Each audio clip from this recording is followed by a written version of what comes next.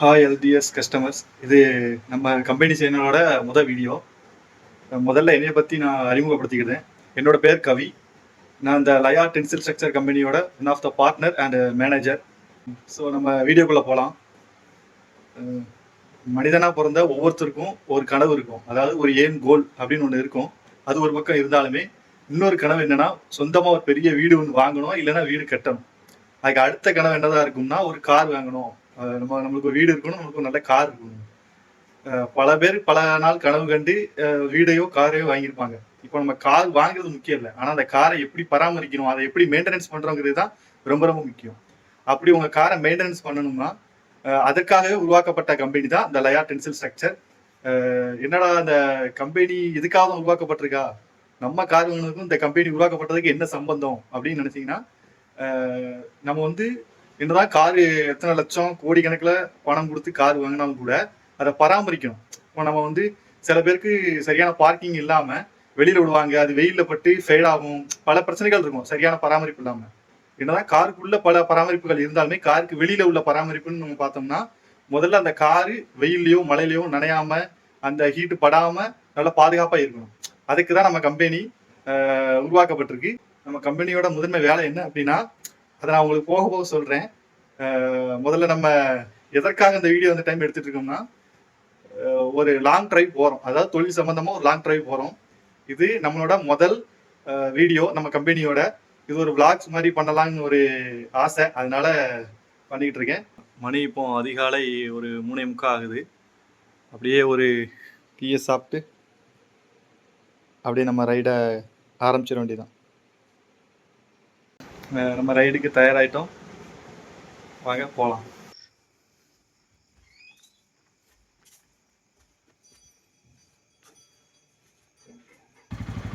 இப்போ நம்ம சோலோ ரைடாக தான் போகிறோம். கிட்டத்தட்ட நம்ம வீட்டில் இருந்து நம்ம போகக்கூடிய தூரம் ஒரு 400 கிலோமீட்டர் இருக்கும். அதனால் ட்ரிப்பு போட்டுட்டு கிளம்பலான்னு ஒரு ஐடியா, அதை ட்ரிப்பு போட்டிருக்கேன். இங்கேருந்து எவ்வளோ கிலோமீட்டர் வருது அக்யூரேட்டாக அப்படிங்கிறது தெரிஞ்சுக்கிறதுக்காக தான் இந்த ட்ரிப்பு. ஸோ நம்ம ரைடை கண்டினியூ பண்ணுவோம்.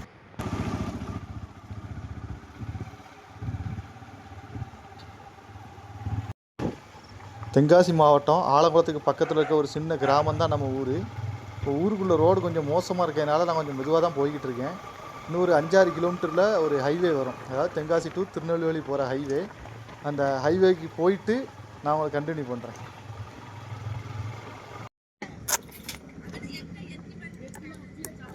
டேங்க் ஃபுல் பண்ணிடுங்க.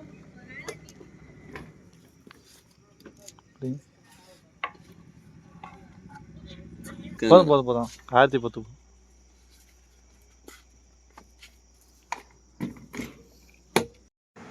Welcome back to LDS customers. இன்றைக்கி நம்மளோட பிஸ்னஸ் ரைடில் சைட் விசிட் பண்ண தான் போயிட்டுருக்கோம். டோட்டலாக 3 சைட்டு விசிட் பண்ண போகிறோம். என்னென்னா திருப்பூர், கோயம்புத்தூர், ஊட்டி. இதில் வந்து திருப்பூரும் கோயம்புத்தூரும் கன்ஃபார்ம் தான். ஊட்டி வந்து நான் அவர்கிட்ட கேட்டேன், இந்த மாதிரி சார் நான் திருப்பூரும் கோயம்புத்தூரும் சைட்டு விசிட்டிங்காக வரேன், நீங்கள் ஓகே சொன்னீங்கன்னா நாங்கள் ஊட்டியும் வந்துடுவேன் சார்ன்னு இருக்கேன். அவர் ஒரு 50% ஓகேங்கிற மாதிரி தான் பேசியிருக்காரு. நாளைக்கு நம்ம திருப்பூர் சைட்டை முடிச்சுட்டு கோயம்புத்தூர் சைட்டு போகும்போது அங்கேருந்து அவர் கால் பண்ணி அவர் கூப்பிட்டாருன்னா போகணும். இதில் கோயம்புத்தூரும் திருப்பூரும் கன்ஃபார்ம், அது ஓகே தான். ஆனால் ஊட்டி மட்டும் அவர் கொஞ்சம் அந்த இடத்துல அவர் இருக்கணும். ஏன்னா வெளியில் எங்கேயும் போயிட்டாருன்னா அவரை விசிட் பண்ண முடியாது, பார்க்க முடியாது சைட்டை. பார்க்கலாம். இப்போ வந்து ப்ரோ நீங்கள் வந்து பஸ்ஸில் போகலாம், காரில் போகலாம், எதனால் நீங்கள் இதில் போகிறீங்க பைக்கில் அப்படின்னு நீங்கள் கேட்கலாம். எனக்கு வந்து பைக்கில் போகிறதுக்கு ரொம்ப பிடிக்கும்.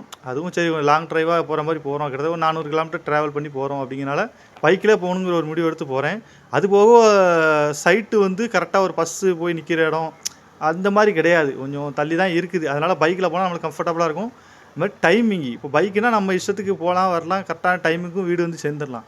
பஸ்ஸுனால் இருந்து வெயிட் பண்ணி இருக்கணுங்கனாலே தான் நான் பைக்கில் போகிறேன்.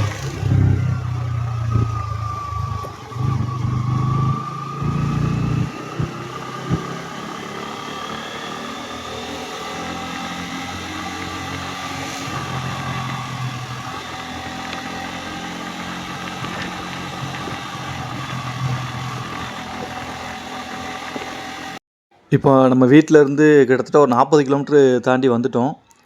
தச்சநல்லூர் தாண்டி நம்ம ஹைவே பிடிச்சாச்சு, அதாவது கன்னியாகுமரி டு சென்னை ஹைவே பிடிச்சாச்சு. இப்போ ப்ரோ நீங்கள் என்ன வேலை தான் பண்ணுறீங்க, உங்கள் பிஸ்னஸ் எது சம்மந்தமான பிஸ்னஸ்ஸு அப்படிங்கிற டவுட் உங்களுக்கு இருக்கலாம். நான் இப்போ அதை பற்றி சொல்கிறேன். அதாவது நம்ம பண்ணுறது வந்து டென்சில் ஷெட் ஒர்க் தான் பண்ணிக்கிட்டு இருக்கோம். அதாவது இதை வந்து கார் பார்க்கிங்கும் பண்ணிக்கலாம், வீட்டோட டெரஸ்க்கும் பண்ணிக்கலாம், வீட்டோட விண்டோவுக்கு என்னென்ன இடத்துக்கு உங்களுக்கு ஷெட்லாம் தேவையோ அதை நம்ம வந்து பண்ணி கொடுத்துட்ருக்கோம். நம்மளோட அந்த ஷெட் ஒர்க்குக்கு எம்எஸ் பைப் தான் யூஸ் பண்ணுறோம். 1000 ஸ்கொயர் ஃபீட்டு கீழேனா அதுக்கு ஒரு மெட்டீரியல் திக்னஸ், அதுக்கு ஒரு சைஸ் யூஸ் பண்ணுவோம். 1000 ஸ்கொயர் ஃபீட்டுக்கு மேலேனா அதுக்கு ஒரு திக்னஸ்ஸு சைஸு யூஸ் பண்ணுவோம். இப்படி ஒவ்வொரு சைஸை பொறுத்த வரைக்கும் ஒவ்வொரு திக்னஸும் அளவும் மாறுபடும் எம்எஸ் பைப்பை பொறுத்தவரை. அதுக்கப்புறம் பெயிண்ட்டு ப்ரைமர் பார்த்தீங்கன்னா, ப்ரைமர் எம்ஆர்எஃப் கம்பெனியில் எஃப்ஆக்சி ப்ரைமர் தான் யூஸ் பண்ணுறோம். அது ஒரு கோட்டிங் அடிப்போம். பெயிண்ட்டுமே அதே எம்ஆர்எஃப் கம்பெனியில் எஃப்ஆக்சி பெயிண்ட்டு 2 கோட்டிங் அடிப்போம். பெரும்பாலும் ஒயிட்டு தான் நம்ம ரெஃபர் பண்ணுவோம் கஸ்டமருக்கு. ஏன்னா அது நல்லாயிருக்கும், பார்க்க லுக்காகவும் இருக்கும். அதுபோக நம்ம ஷெட்களுக்கு சியோன் டென்சில் ஃபேப்ரிக் தான் யூஸ் பண்ணுறோம். அது பிராண்டட் கம்பெனி வேறு. அதிலே அந்த ஷீட்டை எப்படி மெஷர்மெண்ட் பண்ணுவோம்னா கிராம் பெர் ஸ்கொயர் மீட்டர், அதாவது ஜிஎஸ்எம் கணக்கில் தான் மெஷர்மெண்ட் பண்ணுவோம். 700 ஜிஎஸ்எம்க்கு மேலே உள்ள ஃபேப்ரிக் ஷீட்டை தான் நம்ம கஸ்டமர்களுக்கு ரெஃபரும் பண்ணுவோம். அதுதான் போட்டும் கொடுப்போம். அது லைஃப் லாங் நல்லாவும் இருக்கும். அதுக்கு அப் டு 10 இயர்ஸ் 15 இயர்ஸ் வாரண்ட்டியும் இருக்கும். அதனால் நம்ம சியோன் டென்சில் ஃபேப்ரிக்கை ரெஃபர் பண்ணுவோம் கஸ்டமருக்கு.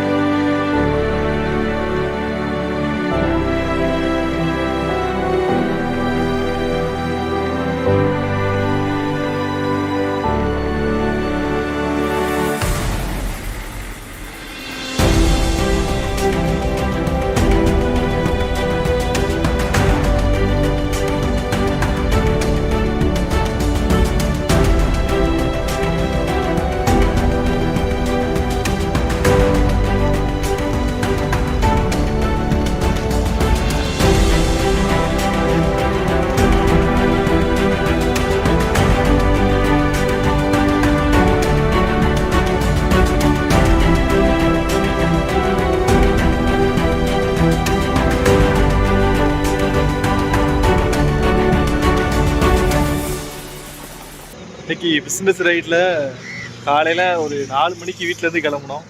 இப்போது கிட்டத்தட்ட மணி 6:45 ஆகிட்டு. மதுரை வர்றதுக்கு ஒரு 10 கிலோமீட்டர் தான் இருக்குது. சும்மா ஒரு ரெஸ்ட்டை போடுவோமே, வண்டிக்கு ஒரு ரெஸ்ட்டு கொடுப்போமேங்கிறதுக்காக வண்டியை நிப்பாட்டிட்டு அப்படி இயற்கையை ரசிச்சிட்டு இருக்கேன்.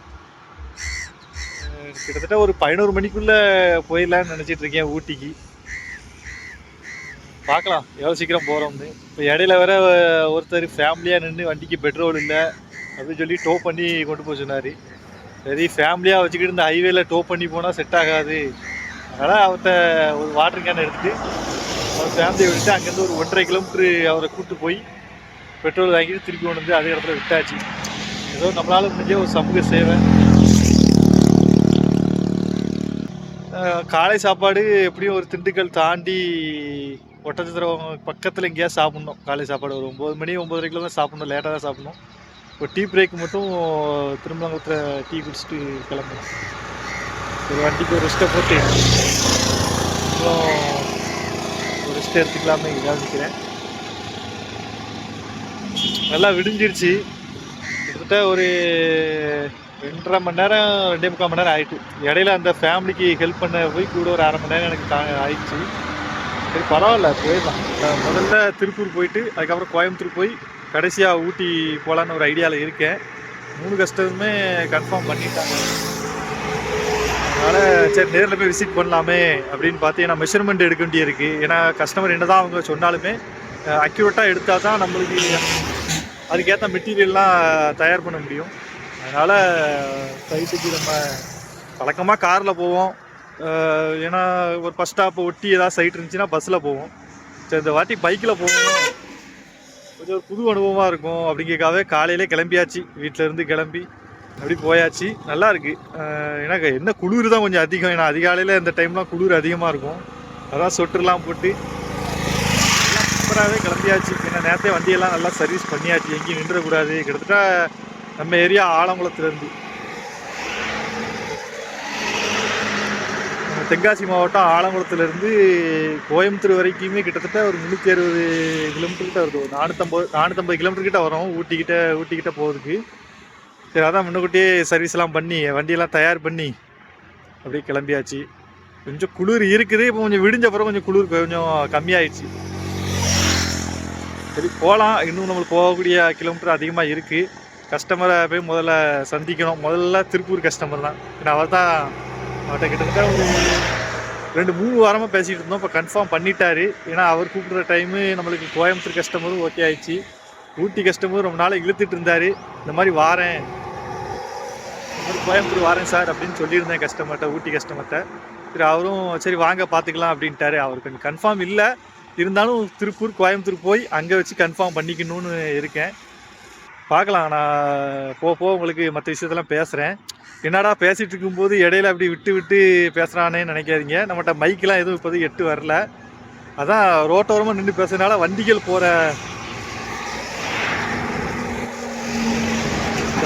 போகிற சத்தம் அதிகமாக கேட்கும். நான் பேசும்போது உங்களுக்கு கேட்காது, நான் பேசுகிறது எதுவும் கேட்காது. நான் கொஞ்சம் வண்டிகளுக்கு கிராஸ் ஆகும்போது மட்டும் கொஞ்சம் அமைதியாக இருந்துக்கிட்டேன். சரிங்க, பார்த்துக்கலாம். அடுத்து டீ பிரேக் தான், திருமங்கலம் டோல் தான். இங்கேருந்து ஒரு 10-15 கிலோமீட்டர் தான் இருக்கும். அங்கே போய் உங்களை மீட் பண்ணுறேன். பாய்.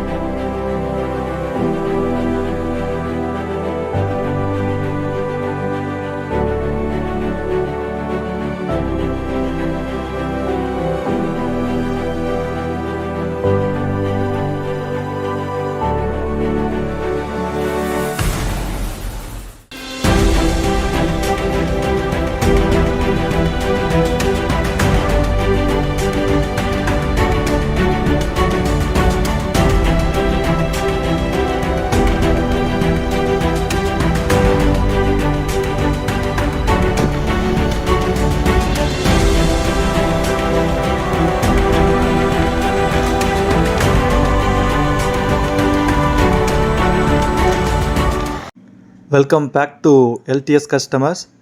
நம்ம திருப்பூர் சைட்டு ரீச் ஆகிட்டோம். இந்த இடத்துல தான் நம்ம டென்சில் செட்டு போட போகிறோம். கிட்டத்தட்ட ஒரு 6 காரு விடுற மாதிரியான ஒரு டென்சில் செட்டு, கொஞ்சம் பெரிய செட்டு தான். இது போக இன்னொரு செட்டும் நம்ம பண்ண போகிறோம் இதே சைட்டில். இது இதே திருப்பூர் கஸ்டமருக்கு இது 2வது செட்டு. அங்கே 6 கார் நிப்பாட்டுற மாதிரி, இங்கே ஒரு 3 கார் ஃப்ரீயாக நிப்பாட்டுற மாதிரி ஒரு செட்டு போடணும். இப்போதைக்கு பெரிய வண்டி நிற்கிது, அடுத்து கார் நிற்கும் நம்ம செட்டு போட்ட பிறகு. 2 செட்டு சொல்லியிருக்காங்க, பார்ப்போம், சிறப்பாக செய்வோம். மறக்காமல் சப்ஸ்கிரைப் பண்ணுங்கள், ஃபாலோ பண்ணுங்கள். ஏதாவது வணிக தேவைக்கு லயா டென்சில் ஸ்ட்ரக்சரை தொடர்பு கொள்ளுங்கள்.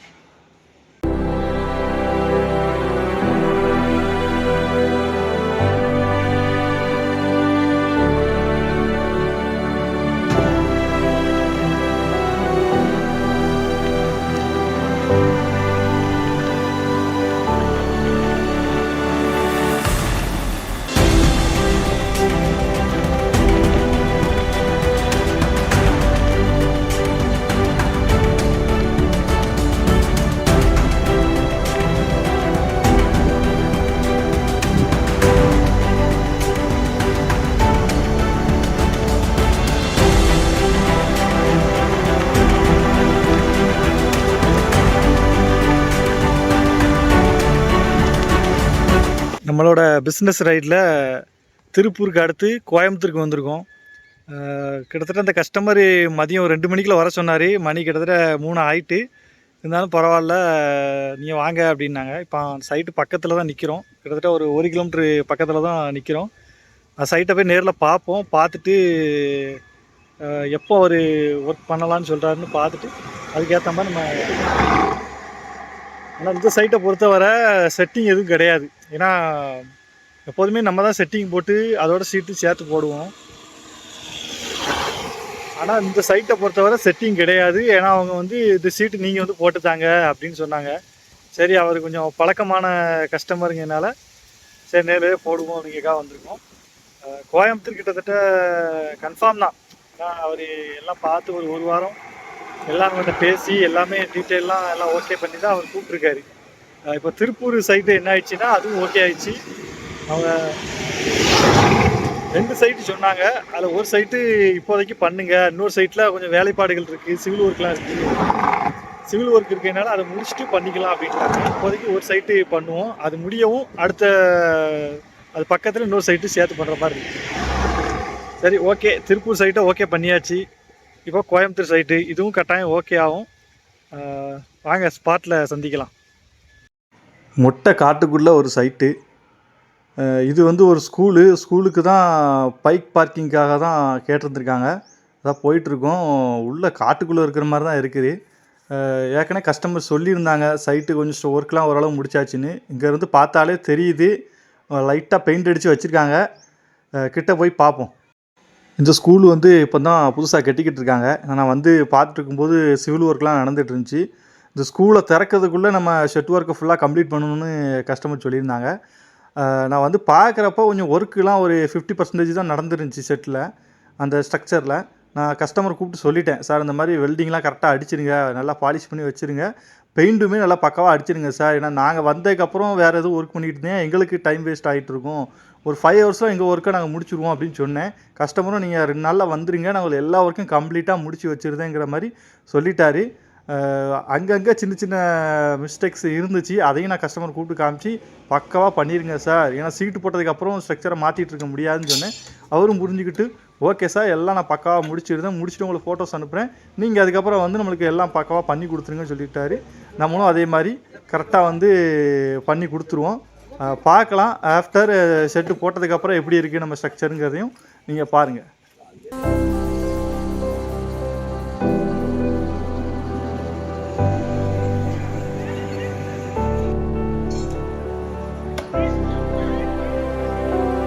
ஆயிரத்தி 129 129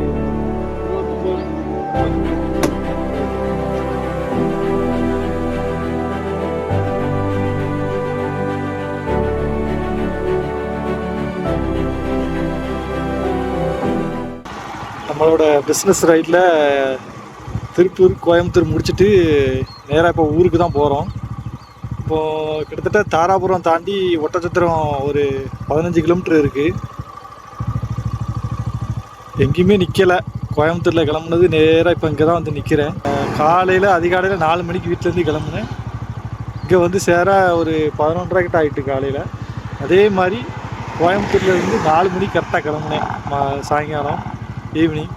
இப்போது நைட்டு ஒரு 10:30-11 மணிக்கு போய் சேருவேன் அப்படிங்கிறத நினைக்கேன். 10-11 மணிக்கு போய் சேருவேன்னு நினைக்கேன். பார்க்கலாம் எப்படின்னு. சன்செட் ஆக போகுது, நல்ல ரம்மியமாக இருக்குது.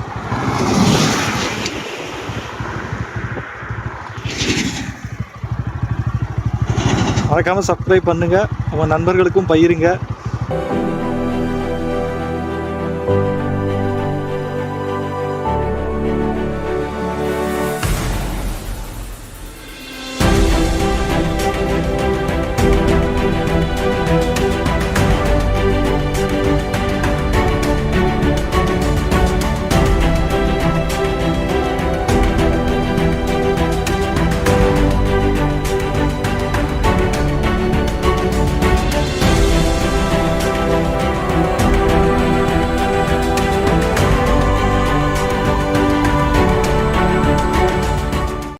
Three days later.